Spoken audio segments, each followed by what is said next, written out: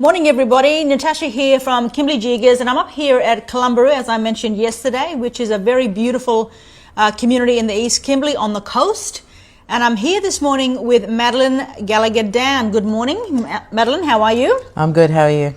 Good, thank you. Now, Madeline, you are the CEO of Kalumburu Aboriginal Corporation.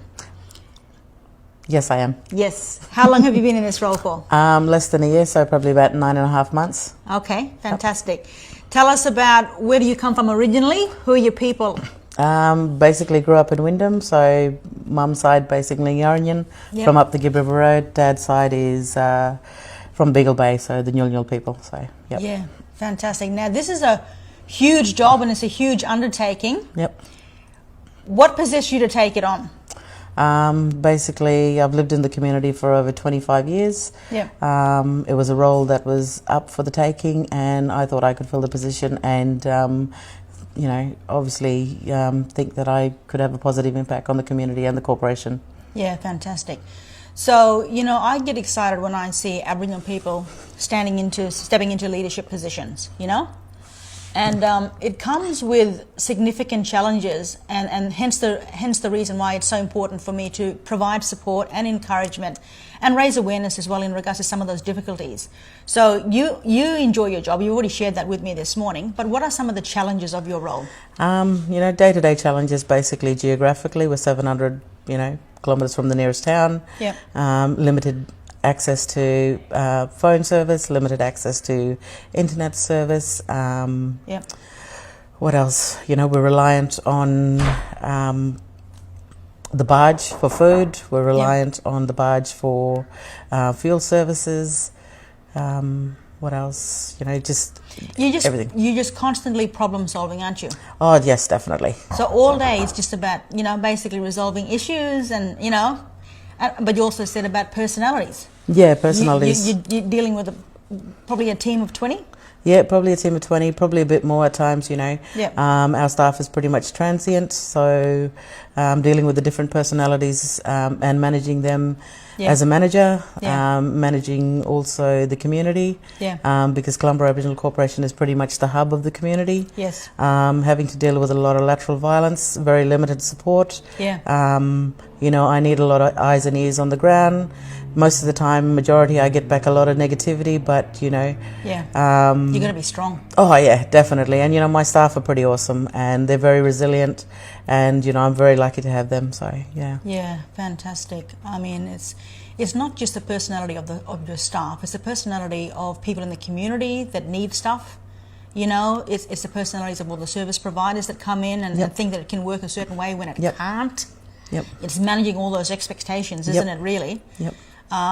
What's your vision? Like you talked about, you'd love to build up the capacity of local people to respond to those things, that need fixing and not just rely on fly in, fly out services or, support. Yeah, no, most definitely. So what I'm trying to do is basically do a lot of town planning, building the capacity of the community where we don't need the fly in, fly out. We don't need extra services. So we'll have the go-to people on the ground that are confident and that have the resources and are able to do it because they know the people, they know the land, they know basically the structure of the whole community.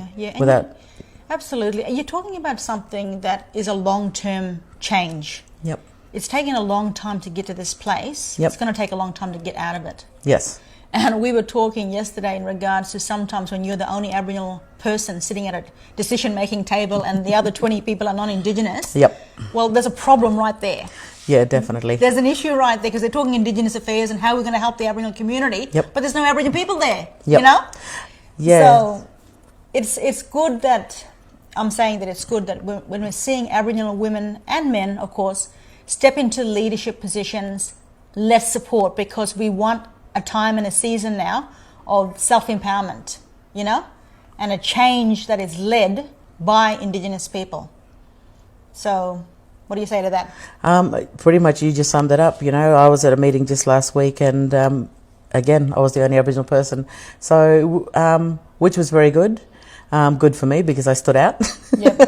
But anyway, You know, I highlighted a lot of issues in regards to Kalumburu, and not only Kalumburu, but Wyndham, Kununurra and all that, because like I said, I grew up in Wyndham. You know, Wyndham right now is struggling as much as we are. You know, they have more resources, they have the bitumen and everything else, but, you know, in relation to that, I think, you know, when people will get together, regardless of, you know, colour, race, whatever, they need to realise if you're going to talk about Aboriginal issues and you're going to talk about closing the gap and, you know, and all of that type of stuff, you really need the leaders of the community, or basically all voices, not just through a survey, but you need people actually sitting there on the ground to have a look and to say and to give their opinion first and foremost, because otherwise you're getting second-hand information and it's not, you know, always reliable and it's always not factual. Nothing about us without us. Yeah, well, I think is the slogan. Yeah, well, that's it. So absolutely. Look, thank you so much for your time. I know you're very busy, and keep up the fantastic work, and I wish you all the best in your leadership journey. No worries. Same to you, and thanks for coming. No worries. See you.